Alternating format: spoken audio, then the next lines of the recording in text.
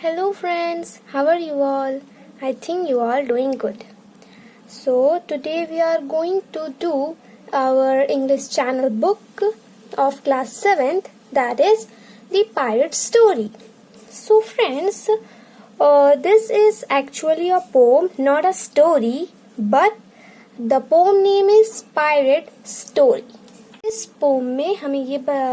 Pome में सारा जो बताया गया है वो है कि इस पोम में जो 3 चिल्ड्रंस है वो लोग अपना इमेजिनरी गेम खेल रहे हैं.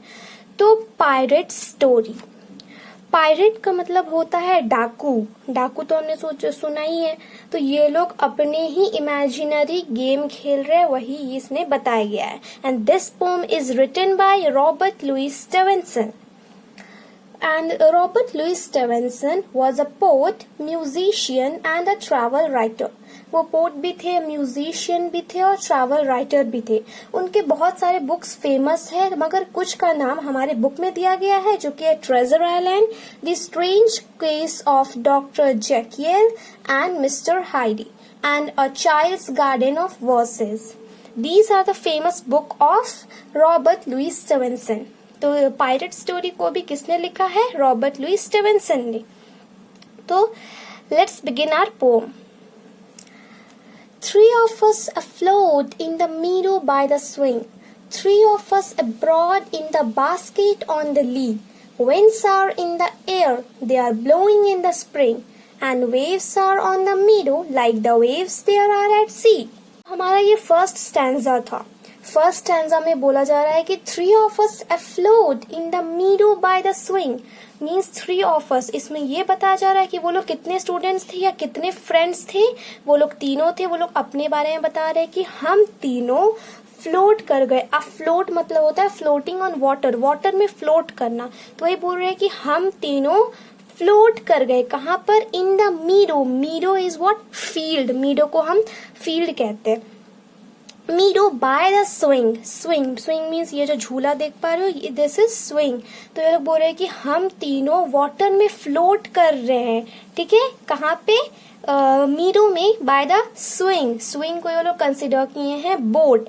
मीन्स ये लोग सब इमेजिनरी थिंग्स बना रहे हैं. तो ये लोग अपने झूले को क्या समझे? बोट. और ये लोग बोट में बैठ करके सोच रहे हैं कि वो लोग एक्चुअली एक गार्डन में है या एक फील्ड में है. वहां पर ये लोग स्विंग में बैठे हुए हैं, झूला में बैठे हुए हैं. उसमें ये लोग सोच रहे हैं कि हम लोग बोट में बैठ करके वाटर में फ्लोट कर रहे हैं. 3 of us abroad in the basket on the lee.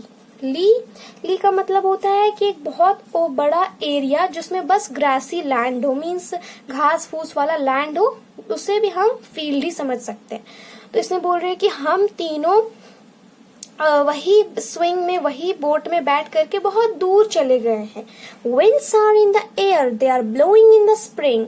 और एयर में विंड्स है, चारों ओर हवाएं चल रही है क्योंकि वो स्प्रिंग का मौसम था. स्प्रिंग का मौसम था और चारों ओर हवाएं चल रही थी. And waves are on the meadow like the waves there are at sea. और ऐसा हवाएं चल रही है जैसे कि सी में. Waves there are at sea. और वैसे ही हवाएं चल रही हैं जैसे कि सी में चलती है वेव्स. तो ये हमारा फर्स्ट स्टैंजा था जिसमें वो वो लोग तीन अपने बारे में बता रहे थे कि वो लोग पानी में फ्लोट कर रहे हैं बोट से, और वो लोग वैसा हवाएं चल रहा है, स्प्रिंग का मौसम है, सी वाला वाइब्स आ रहा है. तो ये लोग just they are imagining the things, they are not actually real. Now come to second stanza. Where shall we adventure today that we are afloat, weary of the weather and steering by a star? Shall it be to Africa, a steering of the boat, to Providence or Babylon, or off to Malabar? So this is our second stanza. इसमें ये लोग ये discuss कर रहे हैं कि हमें कहाँ जाना चाहिए.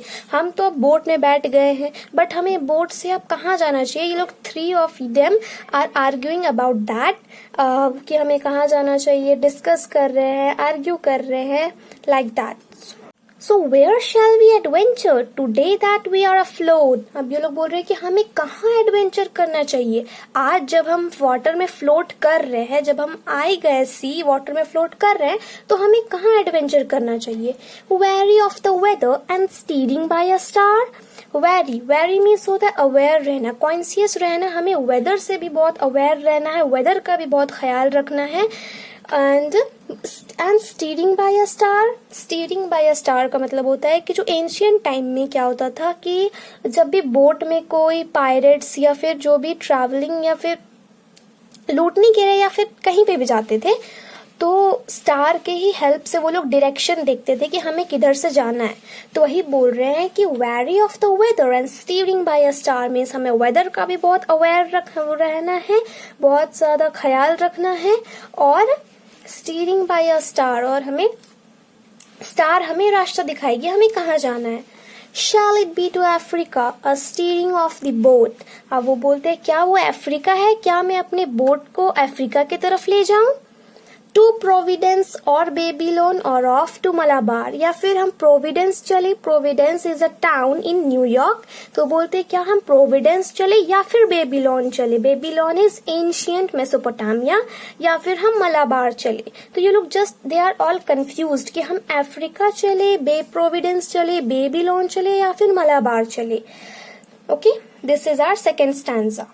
Now come to third stanza. Hi, but here's a squadron a-rowing on the sea. Cattle on the meadow a-charging with a roar. Quick, and we will escape them. They are as mad as they can be. The wicket is the harbor and the garden is the shore. अब इसमें बोलता है कि hey but here's a squadron. What is squadron here? Squadron का मतलब होता है group of aircrafts और शिप्स, मीन्स बहुत सारे एयरक्राफ्ट्स और शिप्स के ग्रुप को हम स्क्वाड्रन बोलते हैं। और जब भी कोई पायरेट्स वगैरह, डाकू वगैरह जब भी लूटपाट करने के लिए आते हैं तो हम ग्रुप ऑफ एयरक्राफ्ट्स को भेजते हैं उन्हें अपने ये को प्रोटेक्ट करने के लिए।